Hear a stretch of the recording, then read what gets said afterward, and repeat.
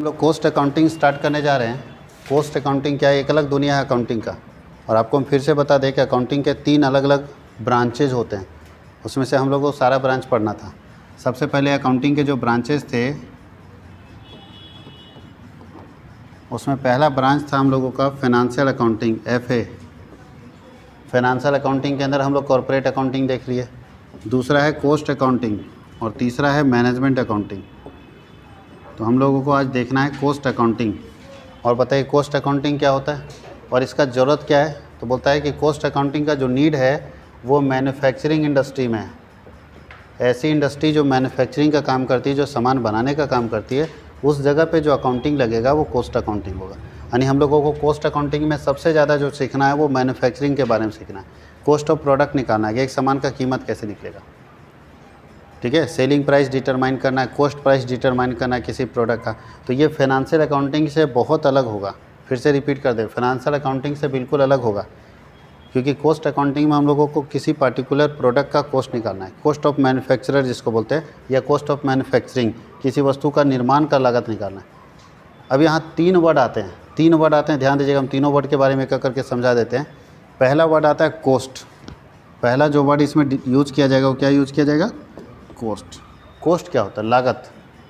दूसरा होता है कॉस्टिंग।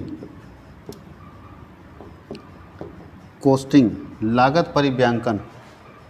तीसरा होता है कॉस्ट अकाउंटिंग, लागत लेखांकन।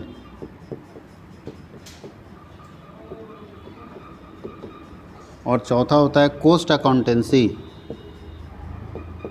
4 अलग अलग वर्ड हैं जो कॉस्ट के कॉन्सेप्ट को समझने के लिए आपको ज़रूरत पड़ेगा। तो एक करके चारों के बारे में समझिएगा। कॉस्ट क्या होता है, लागत क्या होता है। बोलता है किसी प्रोडक्ट को मैन्युफैक्चर करने में, किसी सामान को बनाने में जो भी पेमेंट करते हैं, यानी किसी भी प्रोडक्ट के मैन्युफैक्चर करने में जो पेमेंट आप करते हैं, सारे पेमेंट को अगर एग्रीगेट कर देंगे, जोड़ देंगे, सम टोटल निकाल देंगे, तो वो क्या निकल जाएगा, कॉस्ट। अब मान लीजिए ये मार्कर ही बना हुआ है, जिसमें जो भी मटेरियल 3 चीज़ लगता है। किसी चीज़ को बनाने में सिर्फ 3 ही चीज़ लगता है, मालूम है कि नहीं। मटेरियल लगता है, लेबर लगता है और ओवरहेड्स लगते हैं, जिसको एक्सपेंसेज बोलते हैं, और कुछ नहीं लगता। मटेरियल का खर्चा, अब हर चीज़ को बनाने का मटेरियल तो अलग अलग होगा ना। लेबर का खर्चा और ओवरहेड का खर्चा, 3 खर्च होते हैं, मटेरियल, लेबर और ओवरहेड्स। तो बोलता है तीनों के लिए जो आप पेमेंट किए होंगे। अब हम अगर मोटरसाइकिल की बात करते तो मोटरसाइकिल में मटेरियल का जो पेमेंट किया होगा, लेबर का पेमेंट किया होगा और अदर जो पेमेंट किया होगा, तीनों को जोड़ देंगे तो क्या निकल जाएगा, कॉस्ट। यानी कॉस्ट मीन्स आप बोल सकते हैं cost is a sum total of material, labour and overheads. बोलता है any payment for manufacturing of a product, any payment for the manufacturing of the product is called cost. आप कोई भी भुगतान कर रहे हैं किसी सामान को बनाने के लिए, तो जो भुगतान करे, जो पेमेंट करे, उसको क्या बोलते हैं, कॉस्ट बोलते हैं। कोई दिक्कत है। तो कॉस्ट तो हम लोग पहले से भी जानते थे, आइडिया था कि कॉस्ट का मतलब लागत होता है। लागत का मतलब है कि जो भी पेमेंट हम करेंगे किसी प्रोडक्ट को मैन्युफैक्चर करने के बदले में, उसको हम लोग कॉस्ट बोलेंगे। तो कॉस्ट तो हम लोग समझ गए। कॉस्ट के कितने एलिमेंट होते हैं, 3, मटेरियल, लेबर और एक्सपेंसेज इसको बोलते हैं, या ओवरहेड्स बोलते हैं। मटेरियल, लेबर, एक्सपेंसेज, या इसको ओवरहेड्स बोलते हैं। हम लोग ओवरहेड ज़्यादा बोलते हैं। ओवरहेड का मतलब समझते हैं ऊपर से खर्च, ऊपरी व्यय बोलते हैं। जैसे फैक्ट्री में आपका मटेरियल लगा, लेबर लगा, क्या लगता है फैक्ट्री में मटेरियल, लेबर के बाद और कोई खर्च नहीं होता है। फैक्ट्री से बनता आपके पास आ जाता है, पैकिंग होता है, ट्रांसपोर्टेशन के लिए पैकेजिंग होता है, पैकिंग होता है, मार्केटिंग होता है। तो वो सारे जो खर्च होंगे, जो मार्केटिंग का है, पैकिंग का खर्च हो, तो ओवरहेड्स होगा, ऊपर से खर्च हुआ। प्रोडक्शन का खर्च में ही दोनों आता है। तो ये हो गया कॉस्ट। अब कॉस्टिंग क्या होता है, तो कॉस्ट निकालने का जो टेक्निक है, ध्यान दीजिएगा, technique to determine the cost is called costing. Costing एक ऐसी टेक्निक है जिसके ज़रिए हम कॉस्ट निकाल सकते हैं किसी का। अब आपसे हम पूछते हैं कि पुल बनता है या रोड बनाने का जो कॉस्ट निकालने का तरीका है, क्या वही तरीका कपड़ा बनाने के कॉस्ट निकालने में यूज़ होगा या अलग होगा, अलग होगा, क्योंकि कपड़ा अलग तरीके से बनता है, पुल अलग तरीके से बनता है। तो बोलता है पुल बनाने का खर्च कॉस्ट कैसे निकालेंगे, कपड़ा बनाने का कॉस्ट कैसे निकालेंगे, और चीनी बनाने का कॉस्ट कैसे निकालेंगे, और ये बिजली का कॉस्ट कैसे निकालेंगे, इलेक्ट्रिसिटी जिसको हम लोग यूज़ कर रहे हैं, एक सर्विस कॉस्ट कैसे निकालेंगे। हम आपको बताइए, पढ़ा रहे हैं तो मेरा कॉस्ट क्या होगा। एक बिजली कंपनी आपको बिजली प्रोवाइड करी तो उसका कॉस्ट कैसे पता चलता है, 1 यूनिट का 8 रुपये ले लेता है, 7 रुपये ले लेता है। तो इसे कैसे मालूम कि कितना कॉस्ट पड़ रहा है। गाड़ी वाले को कैसे मालूम कि यहाँ से रांची जाने में क्या कॉस्ट पड़ रहा है, वो कैसे भाड़ा हमसे चार्ज करता है। तो उसके लिए भी हम लोग कॉस्ट निकालते हैं। बोलता है कॉस्ट निकालने की जो तकनीक होगी technique to determination of cost is called costing. यानी कोस्टिंग एक टेक्निक है जिसके ज़रिए हम कोस्ट डिटरमाइन करते हैं। इसमें अलग अलग कोस्टिंग टेक्निक आपको बताएंगे कि कौन कौन से कोस्टिंग टेक्निक आगे मिलेगा। तीसरा जो टॉपिक है कोस्ट अकाउंटिंग। पहला समझ गए कि जो पेमेंट करेंगे किसी प्रोडक्ट को बनाने में वो कोस्ट, और जो उसको निकालने के लिए कि कैसे निकालेंगे कोस्ट, तो कोस्ट निकालने का जो टेक्निक होगा उसको क्या बोलेंगे, कोस्ट अकाउंटिंग। अब निकल गया कोस्ट तो उसको लिखिएगा ना खाते में, तो कोस्ट अकाउंटिंग का मतलब होता है रिकॉर्डिंग ऑफ कोस्ट, कि लागत को लिखने का जो तरीका है, यानी रिकॉर्डिंग ऑफ कोस्ट, कोस्ट को कैसे रिकॉर्ड करेंगे, तो रिकॉर्ड करने का जो टेक्निक है उसको हम लोग बोलते हैं कोस्ट अकाउंटिंग। अच्छा बताइए, सब लोगों को रिकॉर्ड अलग अलग तरीके से करेंगे। बिजली कंपनी का रिकॉर्डिंग अलग होगा, ऐसा नहीं बिजली कंपनी और पुल बनाना सब एक जैसा लिख दीजिए, ऐसा नहीं होता, सबका अलग अलग रिकॉर्डिंग होता है। तो बोलता है कि आप अपने लागत को कैसे लिखते हो, उसका जो टेक्निक है उसको हम लोग बोलते हैं कोस्ट अकाउंटिंग। और कोस्ट अकाउंटिंग अकाउंटेंसी जो है सीएमए का काम है। सीएमए क्या करता है, देखता है कि आपने जो कोस्टिंग किया, आपने जो कोस्ट अकाउंटिंग किया अकॉर्डिंग टू स्टैंडर्ड है कि नहीं, सिस्टम के हिसाब से आप किए कि नहीं किए, जो कोस्ट का अपना अकाउंटिंग स्टैंडर्ड है उस हिसाब से है कि नहीं। तो सीएमए जो होता है, कॉस्ट एंड मैनेजमेंट अकाउंटेंट जो होता है, एज ए ऑडिटर बन के आता है और देखता है कि आप जो अपने यहाँ कोस्ट अकाउंटिंग का टेक्निक लगा रखें, कोस्ट अकाउंटिंग जो आप कर रहे हैं वो सिस्टम से कर रहे हैं कि नहीं, सही है कि नहीं, प्रिंसिपल के हिसाब से सही है कि नहीं, कॉन्सेप्ट के हिसाब से सही है कि नहीं, कॉन्वेंशन के हिसाब से सही है कि नहीं, ये सब चेक करेगा। और अगर सब कुछ सही है तो समझिए आप परफेक्ट हैं। तो ये 4 अलग अलग काम हो गए। पहला क्या हो गया, कोस्ट, दूसरा कोस्टिंग, तीसरा कोस्ट अकाउंटिंग और चौथा कोस्ट अकाउंटेंसी। अभी चारों के बारे में हम लोगों को नीचे डेफिनेशन मिलेगा, कोई दिक्कत है? चारों के बारे में हम लोग नीचे डेफिनेशन देखेंगे। सबसे पहले कोस्ट अकाउंटिंग समझ गए, it is a branch of accounting, लिखा भी देखिए क्या लिखा है, cost accounting is a special branch of general accounting. Accounting के 3 ही ब्रांच है, financial accounting, cost accounting, management accounting. तो cost accounting is also a branch of accounting. आगे क्या लिखा है, in which detailed and systematic information about the cost related to a commodity और services is kept, जहाँ पे किसी वस्तु और सेवा से संबंधित लागत को सिस्टमेटिक तरीके से लिखा जाता है, रखा जाता है, so that detail information about the cost and cost per unit can be obtain and guidance can be obtain for cost analysis and control. यहाँ देखिए एक बहुत इंपॉर्टेंट चीज़ यहाँ लिख दिया, कोस्ट अकाउंटिंग करने का पर्पस क्या है, क्यों हम कोस्ट अकाउंटिंग करते बताइए। तो 2 ही पर्पस है कोस्ट अकाउंटिंग करने का जो यहाँ लिखा हुआ है। कोई भी कंपनी अपना लागत क्यों लिखना चाहेगी, तो 2 पर्पस है, यहाँ देखिए लिखा है, कहाँ मिला जी, देखिए यहाँ पे वो निकालना चाहता है टोटल कोस्ट। 2 चीज़ें, पहला हम निकालना चाहते हैं कि टोटल कोस्ट कितना पड़ रहा है किसी सामान को बनाने में, पहला चीज़, और दूसरा हमारा जो पर्पस है, ऑब्जेक्टिव है, वो है कोस्ट पर यूनिट निकालना, कोस्ट पर यूनिट, एक यूनिट का कितना कोस्ट पड़ रहा है। और तीसरा जो ऑब्जेक्टिव है वो है कोस्ट कंट्रोल, कि अगर ज़्यादा कोस्ट पड़ रहा है तो कंट्रोल कैसे करेंगे इसको। ये हमारे उद्देश्य हैं कोस्ट अकाउंटिंग के, कि हम सबसे पहले निकालना चाहेंगे कि टोटल कोस्ट मेरा क्या पड़ रहा है, एक ही यूनिट का कितना पड़ रहा है, और कोस्ट को कंट्रोल कैसे करेंगे। बताइए, टोटल कोस्ट तो हर आदमी जानना चाहता है कि हम सामान बनाने में मेरा कितना खर्चा पड़ रहा है। अच्छा, एक पीस का कितना पड़ रहा है, अगर हम मिठाई बनाने के लिए दूध डाले, चीनी डाले, लेबर का कॉस्ट लगाए और सब कुछ करके हमारा मिठाई बन के निकला, तो हमको ये पता होना चाहिए कि एक पीस का कितना पड़ रहा है। जब पता चला एक पीस का हमारा 6 रुपये पड़ रहा है, तो हम लोग क्या करेंगे, 6 रुपये में अपना प्रॉफिट जोड़ के बेचेंगे। तो आपको प्रति इकाई लागत पता होना चाहिए, पर यूनिट कॉस्ट, और वो कैसे निकालेंगे, कोस्ट अकाउंटिंग से। तो कोस्ट अकाउंटिंग से आपको टोटल कॉस्ट भी मिल जाएगा, कोस्ट अकाउंटिंग से आपको पर यूनिट कॉस्ट भी मिल जाएगा, और कोस्ट अकाउंटिंग के जरिए आप कॉस्ट को कंट्रोल कर सकते हैं। कैसे कंट्रोल करेंगे कॉस्ट को,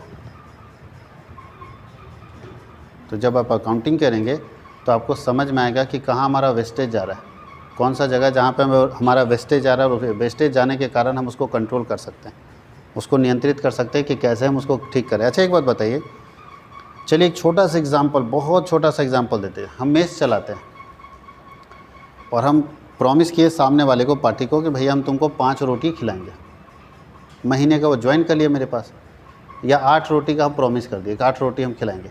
अगर नहीं खाओगे 8 रोटी तो तुम्हारा टेंशन है, लेकिन हम 8 रोटी तक देंगे आपको 3000 रुपये पर मंथ में।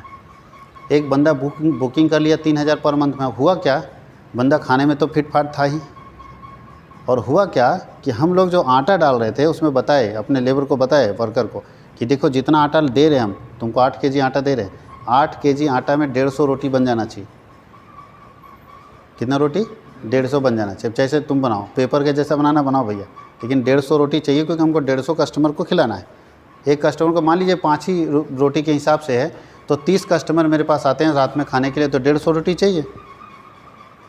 अब बताइए, अगर उसका वर्कर जो काम कर रहा था वो पता चला 140 या 130 रोटी बनाते बनाते सारा आटा ख़त्म कर दिया और फिर आटा लगा रहा है, तो वेस्टेज है कि नहीं, मेरा नुकसान है ना। तो क्या करेंगे बताइए, कैसे कंट्रोल करेंगे उसको? कॉस्ट अकाउंटिंग करके रखेंगे, देखो एक पीस रोटी का इतना पड़ रहा है, तो अपने को क्या बचेगा? तुमको सैलरी देंगे, रेंट देंगे, यहाँ पर कहाँ क्या बचेगा भाई? तो क्या करना है, कॉस्ट अकाउंटिंग करने से खुद ब खुद कॉस्ट कंट्रोल हो जाएगा। आप लिख के तो रखिए, ऑटोमेटिक कॉस्ट कंट्रोल हो जाएगा। आप नहीं लिख के रखते हैं तो कॉस्ट कंट्रोल नहीं होगा। अब वर्कर क्या करेगा, कॉस्ट कंट्रोल के ऊपर ध्यान देगा कि हमको किसी हालत में इतने ही में इतना रोटी बना देना है, इससे हमारा लागत कम पड़ेगा, और लागत कम पड़ेगा तो हमारा प्रॉफिटेबिलिटी क्या होगा, बढ़ेगा। हम ही लोग किसी चीज़ को ध्यान नहीं देते। आप उसको लिख के रखिए कि देखिए, आपको देखिएगा कुछ कुछ जगह ऐसा होता है जहाँ वेस्टेज हो जाता है। जब आप लिख के रखेंगे ना, तो बहुत जगह पे आपको ऑटोमेटिक कंट्रोल कर देंगे कि नहीं इस जगह पे ज़्यादा खर्च हो जाता है, हम ये काम नहीं करेंगे। लेकिन लिख के नहीं रखते हैं, कोई रिकॉर्डिंग नहीं रखते हैं, तो आइडिया याद ही नहीं रहता और लगता है कहीं कहीं वेस्टेज हम लोग ज़्यादा कर देते हैं। तो कॉस्ट अकाउंटिंग में सबसे इंपॉर्टेंट चीज़ है कि आप कॉस्ट को कंट्रोल कैसे करेंगे। कैसे पता चलेगा आपका लेबर वेस्टेज कर रहा है कि नहीं कर रहा है? वो लेबर आपका वेस्टेज कर रहा है कि नहीं कर रहा है, कैसे पता चलेगा? तो सारी जानकारी कॉस्ट अकाउंटिंग के जरिए मिलती है। तो जो यहाँ पूरा लिखा हुआ है, एक डेफिनेशन परिभाषा यहाँ पे लिखा है कॉस्ट अकाउंटिंग का। क्या लिखा है देखिए, अभी क्या बताए थे आपको? सबसे पहला, लागत ज्ञात करने की तकनीक एवं प्रक्रिया को लागत लेखांकन कहते हैं। कोई दिक्कत है? आगे क्या है, लागत लेखांकन व्ययों के ऐसे विश्लेषण और वर्गीकरण की व्यवस्था है जिससे उत्पादन की किसी विशिष्ट इकाई की कुल लागत का निर्धारण शुद्धता की उचित मात्रा के साथ किया जाता है। ये सब अपना पढ़िएगा, परिभाषा जितना है, लेकिन पर्पस सबका एक ही है। अब देखिए वही चीज़ जो अभी हम समझा रहे थे वो यहाँ लिखा है। लागत क्या है? कॉस्टिंग। अच्छा, बाई मिस्टेक यहाँ कॉस्टिंग लिखा गया है, कॉस्ट होगा, ठीक है, यहाँ पे कॉस्ट ना होगा। लागत का हिंदी इंग्लिश क्या होता है? कॉस्ट। क्या लिखा है देखिए, लागत व्यय वास्तविक हो या वैचारिक हो, कि वह राशि है जो किसी एक दी हुई वस्तु पर किया गया। अगर कोई वस्तु है, वस्तु के ऊपर जो भी खर्चा किया गया है उसका टोटल करेंगे तो वो क्या कहलाता है? लागत। दूसरा क्या है? अच्छा, यहाँ दो चीज़ लिखा है, चाहे वो वास्तविक है चाहे वैचारिक है, यानी एक्चुअल है या नोशनल है। इसका मतलब क्या होता है? अच्छा, किसी सामान के ऊपर जो हम खर्च करते हैं वो दो तरह के सामान बनाए जाते हैं। एक्चुअल प्रोडक्ट जो हम कंफर्म है कि ये बनेगा, और एक होता है नोशनल प्रोडक्ट जहाँ पे कंफर्म नहीं है कि क्या बनेगा। दो तरह का हम प्रोडक्शन करते हैं। एक है जहाँ पता चला कि क्या बनेगा, तो हम श्योर है कि ये बन के निकलेगा। और कहीं कुछ जगह ऐसा होता है जहाँ पे पता नहीं चलता क्या बनेगा, उसके ऊपर भी हम लोग खर्च करते हैं। बहुत सारा पैसा खर्च कर देते हैं उसके ऊपर कि पता नहीं क्या बन के निकलेगा, लेकिन पैसा खर्च करें, जिसको बोलते हैं रिसर्च एंड डेवलपमेंट। जिसको क्या बोलते हैं? Research and development. आप अपने प्रोडक्ट का रिसर्च करवाइएगा ना कि हम इस तरह का प्रोडक्ट बनाना चाह रहे हैं, तो उसके ऊपर भी तो खर्च पड़ता है। नहीं समझे? एक महिंद्रा गाड़ी स्कॉर्पियो का एक नया मॉडल लॉन्च की, तो क्या लगता है ऐसे ही लॉन्च कर दिया होगा? इंजीनियर को बोला बना दो, जैसे मन करता है वैसे ठोक ठठाक बना दो। ऐसा नहीं होता है। एक एक साल से उसके इंजीनियर लगे हुए हैं और वो डिज़ाइन बना के अप्रूव्ड कराया। पहले 3-4 जगह से अप्रूवल लिया कि गाड़ी ठीक है, साइड मतलब लुक इसका बढ़िया लगता है, कस्टमर से फीडबैक लिया और तब गाड़ी लेके आया नए मॉडल का। तो यही काम यहाँ पे करना होता है। तो चलिए हम लोग आगे चलते हैं। उसके आगे क्या लिखा है? कॉस्टिंग क्या बताए थे आपको? लागत निर्धारण करने की तकनीक, कि आप अगर रोड का कॉन्ट्रैक्ट कॉस्ट निकालेंगे तो कैसे निकालेंगे, पुल का कॉस्ट निकालेंगे तो कैसे निकालेंगे, बिजली का कॉस्ट कैसे निकालेंगे, बस वाले का कॉस्ट कैसे निकालेंगे, बस वाला कैसे तय करता है भाड़ा, सब यहाँ निकालेंगे। उसके बाद लागत लेखांकन क्या है? क्या बताए थे? रिकॉर्डिंग। देखिए क्या लिखा है, लागत को लिखने की तकनीक, जहाँ लिखते हैं कि आप लागत को लिखेंगे कैसे, उसको क्या बोलते हैं? Cost accounting. और सबसे लास्ट है ये चेक करना कि आपके सारे सिस्टम के हिसाब से आपके लेखांकन किए गए हैं कि नहीं किए गए हैं, सारा कुछ सिस्टमेटिक लिखा गया कि नहीं लिखा गया, वो किसके अंदर आता है? Cost accountancy. और ये काम किसका है? सीएमए का। सीएमए का काम है कॉस्ट अकाउंटेंसी का। कोई दिक्कत है? वो चेक करता है कि जो आपने कॉस्ट अकाउंटिंग किया है वो सिस्टम से है कि नहीं। इसका काम है आपका सिस्टम, मतलब सिस्टम का मतलब बार बार हम सिस्टम बोल रहे, क्या सिस्टम?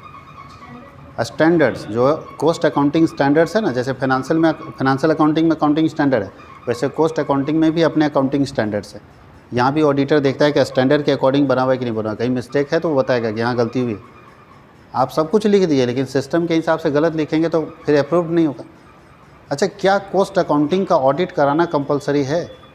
तो याद रखिएगा, कुछ इंडस्ट्री को छोड़ के बाकी किसी के लिए ऑडिट का कंपलसरी नहीं है ऑडिट कराना कॉस्ट अकाउंटिंग का। यानी कॉस्ट अकाउंटिंग का ऑडिट कराना कंपलसरी नहीं है कुछ इंडस्ट्री को छोड़ के जिनका टर्नओवर बहुत ज़्यादा है, बाकी किसी में कंपलसरी नहीं। लेकिन अब धीरे धीरे सरकार इसको कंपल्सन कर रही है, इसलिए भारत में CMA का ज़्यादा डिमांड आ रहा है।